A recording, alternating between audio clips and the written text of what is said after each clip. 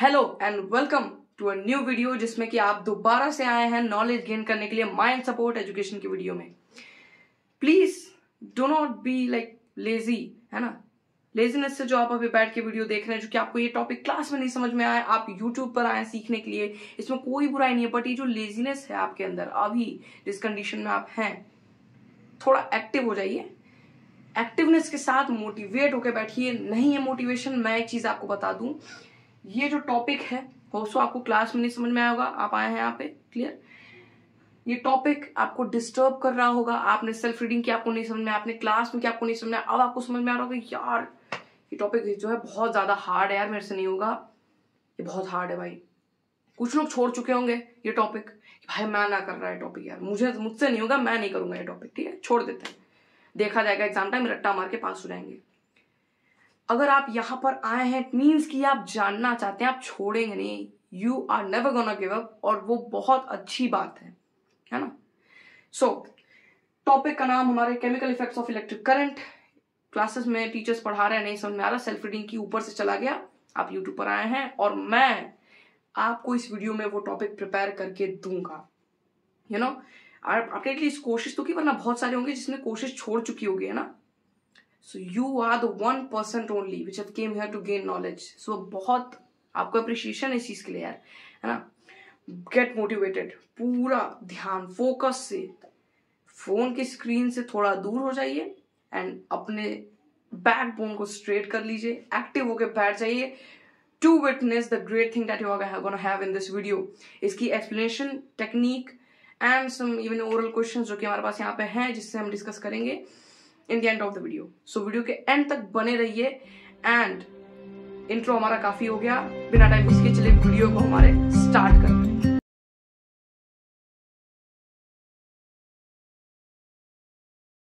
Back सी writing यार थोड़ा जज मत करना, बट यू नो ये आपको आपकी स्क्रीन पे कुछ टर्म्स देखने को मिलेंगे, यही जो चीजें हैं ना यही डिस्टर्ब कर देती हैं।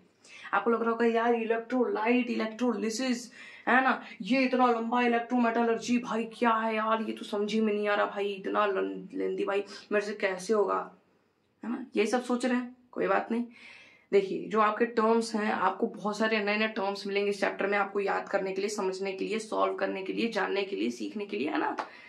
एंड आपको करना पड़ेगा because you have to gain knowledge, आपको एग्जाम्स देने हैं। ना सिर्फ उसके लिए, आपको खुद भी पता होना चाहिए, अगर आप उस फील्ड में आगे जा रहे हैं तो आपके लिए बहुत ज्यादा जरूरी होने वाला है।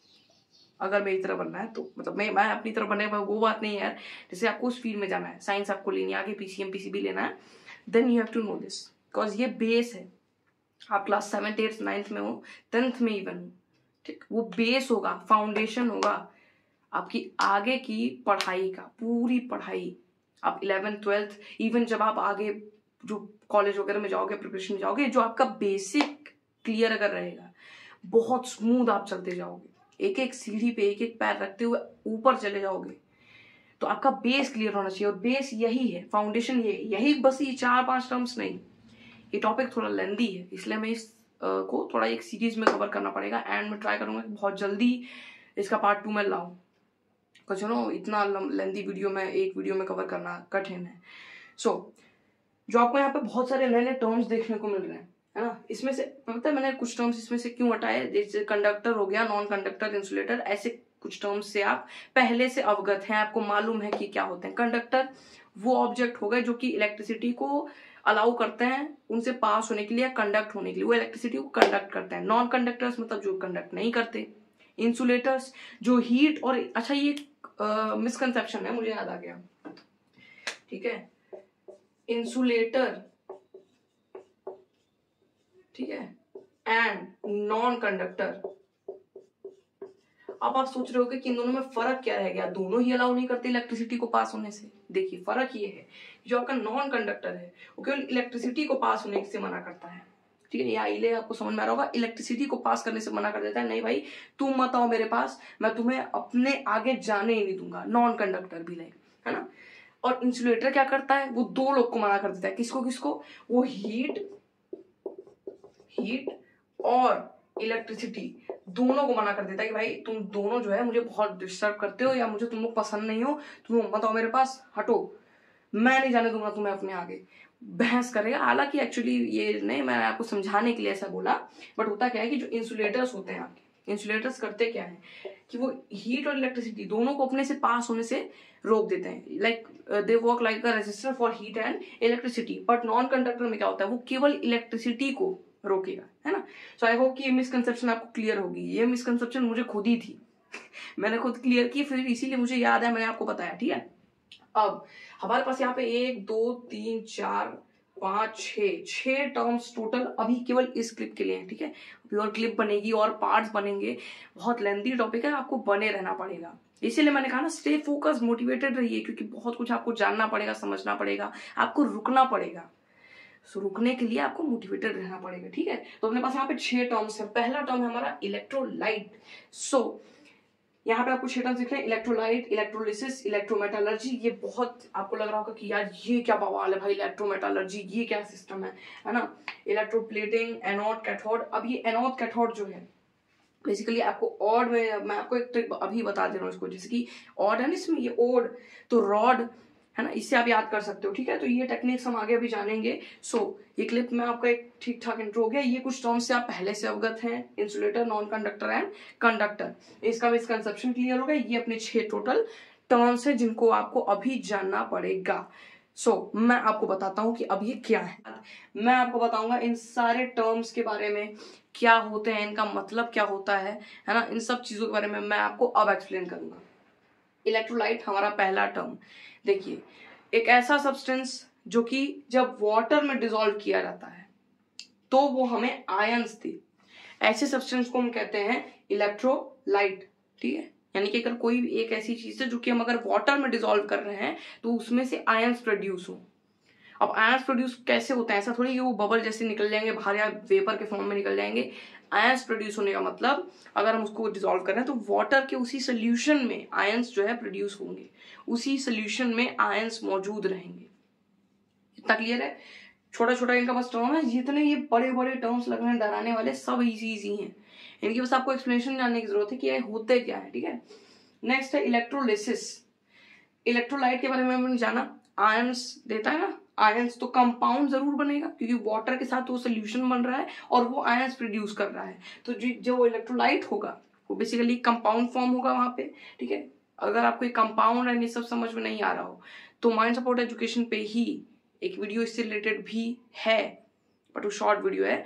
मैं इससे रिलेटेड एक वीडियो डाल भी दूंगा एक्सलेशन से रिलेटेड, बट आपको यूट्यूब पे भी बहुत सारी ऐसी वीडियोस मिल जाएंगी एंड माइंड सपोर्ट एजुकेशन पे खुद ही है, आप हमारे मेन चैनल पे जाके देख सकते हैं, ठीक है। तो इलेक्ट्रोलिसिस, जब इलेक्ट्रोलाइट के बारे में हमने जान लिया, इलेक्ट्रोलिसिस इलेक्ट्रोलाइट का ही जब हम ब्रेक डाउन करते हैं उसके उसमें कंपाउंड्स में, जैसे कि ये कंपाउंड ऑलरेडी बना हुआ है, उसके और छोटे छोटे जो कंपाउंड्स बनेंगे उसको एलिमेंट्स में ब्रेक डाउन करना, मतलब और छोटे पार्टिकल्स में ब्रेक करना। सीधे सीधे सिंपली समझिए।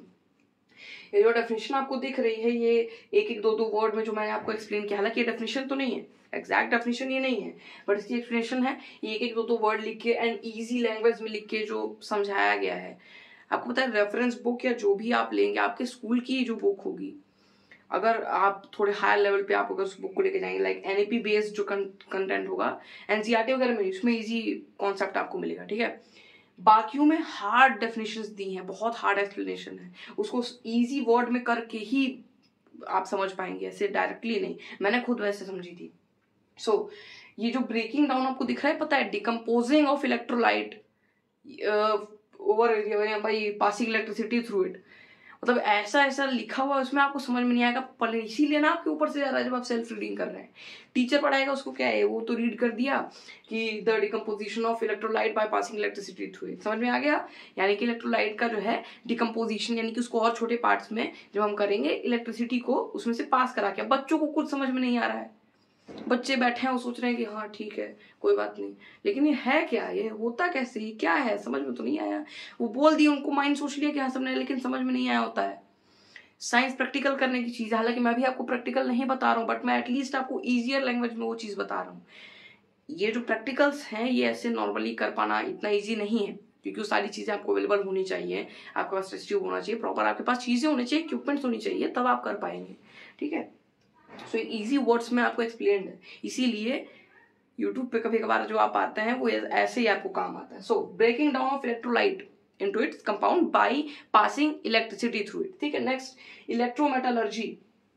एक्सट्रैक्शन दिख रहा है आपको, ये एक्स को इग्नोर करो, राइटिंग को इग्नोर करो यार, मैं बार बार बोल रहा हूँ. एक्सट्रैक्शन दिख रहा है. सो एक्सट्रैक्शन का मतलब आप क्या समझ रहे हैं. यहाँ हम ज्यादातर टाइम में मेटल्स या फिर आयन सी मतलब केमिकल, ये जो आपका चैप्टर है केमिस्ट्री से बहुत ज्यादा फ्यूज कर रहा है.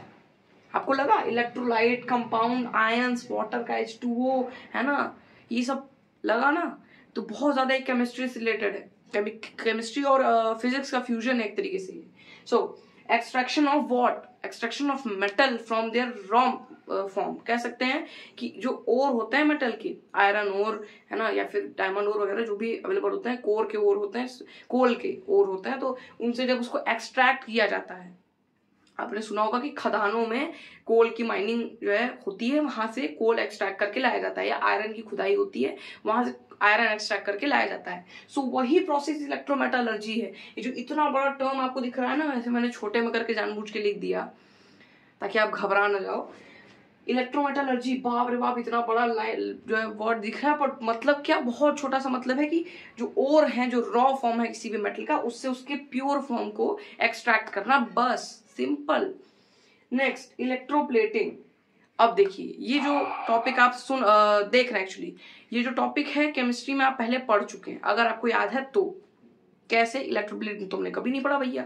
इसकी जो डेफिनेशन है या इसकी जो एक्सप्लेनेशन है आपको यहाँ पे दिख रहा है, thin layer of one metal over another.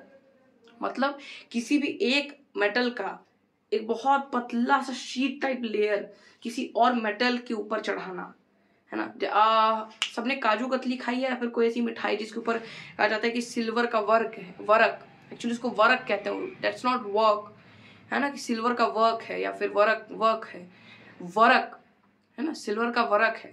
सो जैसे काजू कतली वगैरह भी चढ़ाया जाता है ताकि वो थोड़ा सा सुंदर दिखे मिठाई, उसका प्राइस सब ऐसे बढ़ा लेते हैं ना. तो उसकी जो प्लेटिंग की जाती है, यानी कि उसको जो उस पर चढ़ाया जाता है, ऐसे समझिए हिंदी में, किसी भी एक मेटल का बहुत पतला सा लेयर बना के उसको किसी दूसरी चीज या मेटल पे चढ़ाना. सिंपली सबने गैल्वेनाइजेशन के बारे में सुना है, सब गैल्वेनाइजेशन के बारे में जानते हैं. केमिस्ट्री में आपने पढ़ा है, नहीं पढ़ा है, मैं बताता हूँ. आयरन रस्ट हो जाता है तो रस्ट उस पर लग जाती है, वो जंग लगना लोहे पे, उसको जंग लगने से बचाने के लिए किया क्या जाता है कि जिंक की बहुत पतली लेयर बना के आयरन के ऊपर चढ़ा दी जाती है. इससे क्या होता है कि आयरन सेफ हो जाता है रस्ट से, वो फिर जंग उसमें नहीं लगती जल्दी. ठीक है. So thin layer of one metal over another metal, मतलब समझ में आ गया गैल्वेनाइजेशन से. इलेक्ट्रोप्लेटिंग, इतना भयंकर उसे वर्ड लिख देते हैं बट मतलब कुछ नहीं होता. मतलब आयरन के ऊपर जो आप जिंक की लेयर चढ़ा रहे हैं उसको केमिस्ट्री में हमने नाम दे दिया गैल्वेनाइजेशन, और फिजिक्स में आते ही जैसे आप फिजिक्स में एंटर किए आ गया इलेक्ट्रोप्लेटिंग. ठीक है, इतना तो क्लियर होगा ना. आपने मैलिएबिलिटी, डक्टिलिटी इसके बारे में पढ़ा है केमिस्ट्री में, यार नहीं पढ़ा, माइंड सपोर्ट एजुकेशन पे जाओ, उसकी भी वीडियो अवेलेबल है, सब कुछ अवेलेबल कराएंगे आपको. ठीक है. सो किसी भी एक मेटल का, दोबारा रिपीट कर दे रहा हूँ, किसी भी एक मेटल का किसी पे वो जो होता है शीट बना के, तो शीट जो आप बना रहे हो उसको हैमर करोगे, उसको गर्म करोगे, उसको पतला करोगे. मैलिएबिलिटी, डक्टिलिटी, यही जो प्रॉपर्टीज होती है मेटल की, इन्हीं के कारण ये हो पाता है. ये भी आपको कुछ जानने को मिल गया. मैलिएबिलिटी मतलब आप किसी भी एक मेटल को बहुत थिन शीट में, बहुत पतले लेयर में बना सकते हैं. डक्टिलिटी, आप उसको वायर्स में कन्वर्ट कर सकते हैं. ठीक है.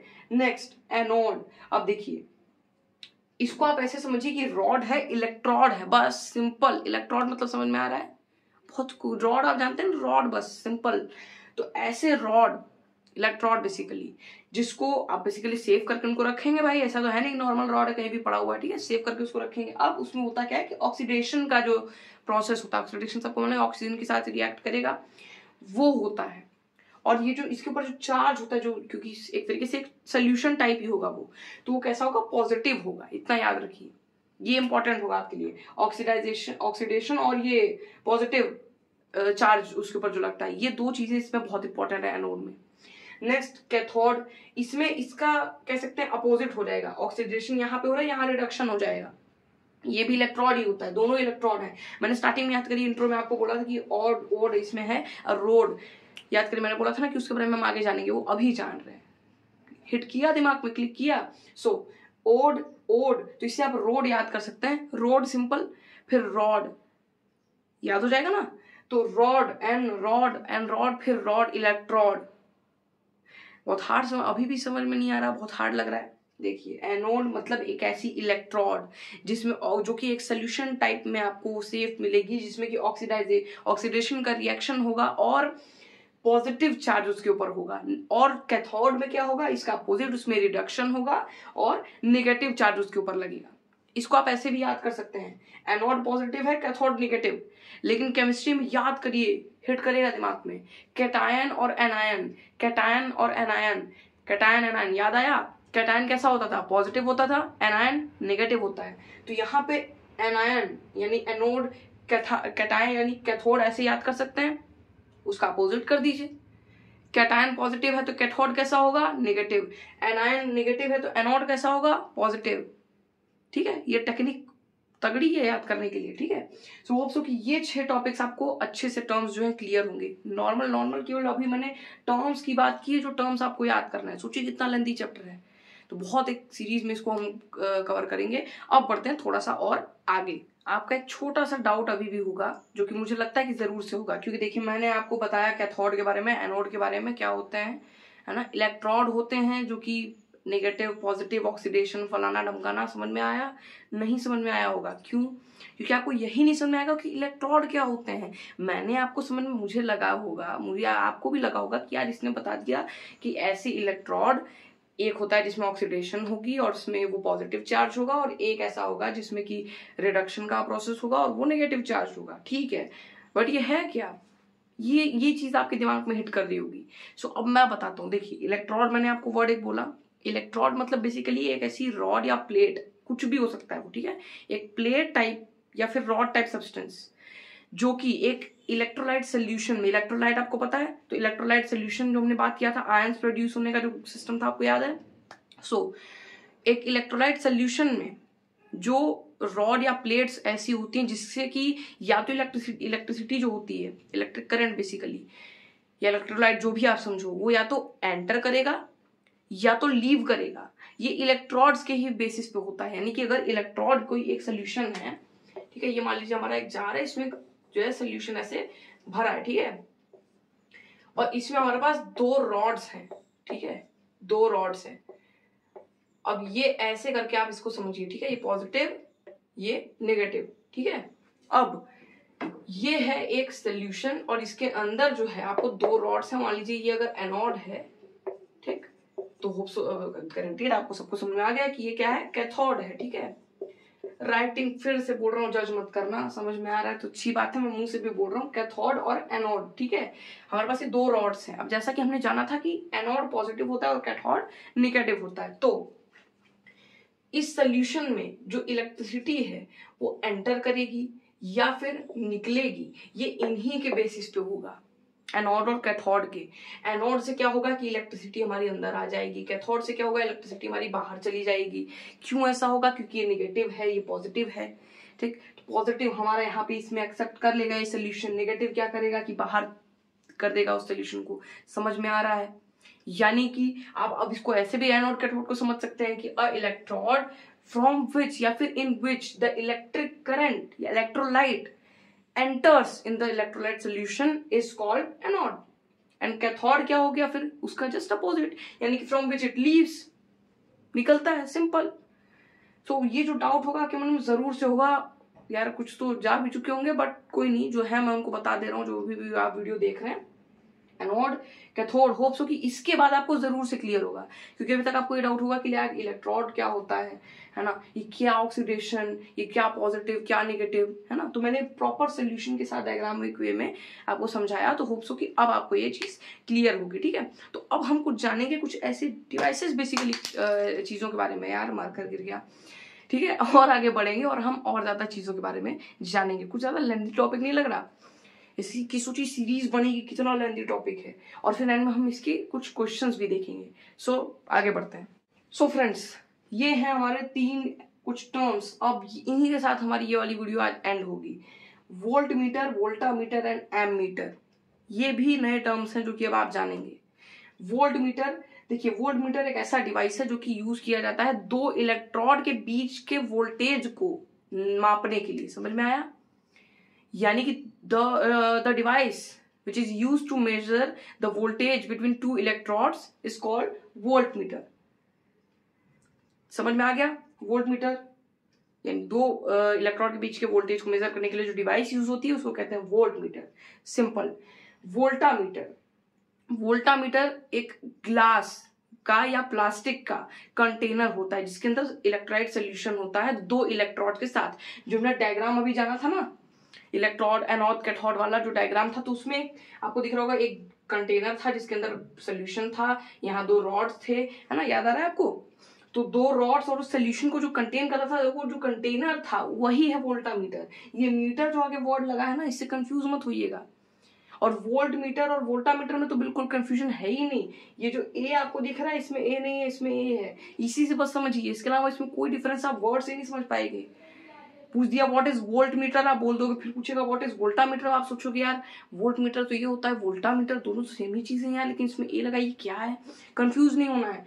ए इसमें लगा है यानी कि अगर ये वोल्टामीटर है तो ये है कंटेनर ग्लास या प्लास्टिक का जो कि सोल्यूशन को कंटेन करता है. वोल्टमीटर है, ए अगर नहीं है यानी कि वो एक डिवाइस है दो इलेक्ट्रोड के बीच के वोल्टेज को मेजर करने के लिए. Next ammeter. अब एम मीटर ये एक डिवाइस है जो कि मेजर करने के लिए इस्तेमाल होता है. क्या मेजर करने के लिए? इलेक्ट्रिक करंट जो कि फ्लो कर रहा होता है उन दोनों के बीच में, उसको मेजर करने के लिए एम मीटर एक डिवाइस है जो कि यूज किया जाता है. ये केवल ऐसे नॉलेज के लिए था, जनरल नॉलेज के लिए, जो ये चैप्टर से रिलेटेड होप सो होगा, है ना. बट ये आपको ऐसे पता होना चाहिए अगर आपको चैप्टर में, क्योंकि एग्जाम्स में अक्सर मैं आपको भी ये जो टर्म्स है ये एग्जाम के लिए बता रहा हूँ, है ना. ऐसे आपको शायद कभी काम आए या ना आए, बट एग्जाम्स के लिए काम आएंगे भाई साहब. Voltmeter, voltameter and ammeter. ठीक है, इन्हीं के साथ आज की वीडियो हमारी हो रही है समाप्त. अगर पसंद आया हो, पसंद आया ही होगा, नहीं आया आना चाहिए यार, क्योंकि मेहनत लगती है इन सब चीजों में. तो अगर अच्छी लगी वो वीडियो तो लाइक करिए, और चाहें तो हमारे चैनल को फॉलो करिए. अगर ऐसी ही और वीडियोस आपको चाहिए, आपको नॉलेज गेन करना है, मोटिवेशन चाहिए, तो ठीक है, अगर आपको और आगे बढ़ना है तो हमारे चैनल को अभी के अभी, ये जो नीचे आपको सब्सक्राइब बटन, आप अभी वीडियो को फुल स्क्रीन से पहले हटाइए, आपको नीचे लाइक का बटन मिलेगा, उसे प्रेस करिए. फिर उसके नीचे आपको उसके बाद सब्सक्राइब का बटन दिखेगा, उसे प्रेस करके बगल में एक बेल आइकन होगा, उसे क्लिक करके ऑल पे सिलेक्ट कर दीजिएगा, जिससे कि आपको हमारी वीडियो की नोटिफिकेशन मिल जाए और आप सबसे पहले मोटिवेटेड या फिर सबसे पहले एजुकेटेड हो सके, यानी कि आपको लेटेस्ट नॉलेज जो कि हम देना चाहते हैं वो आपको मिल सके. इसी के साथ आज की हमारी वीडियो होती है एंड. इसी की और सीरीज और पार्ट्स आपको मिलेंगे हमारे इसी चैनल पे.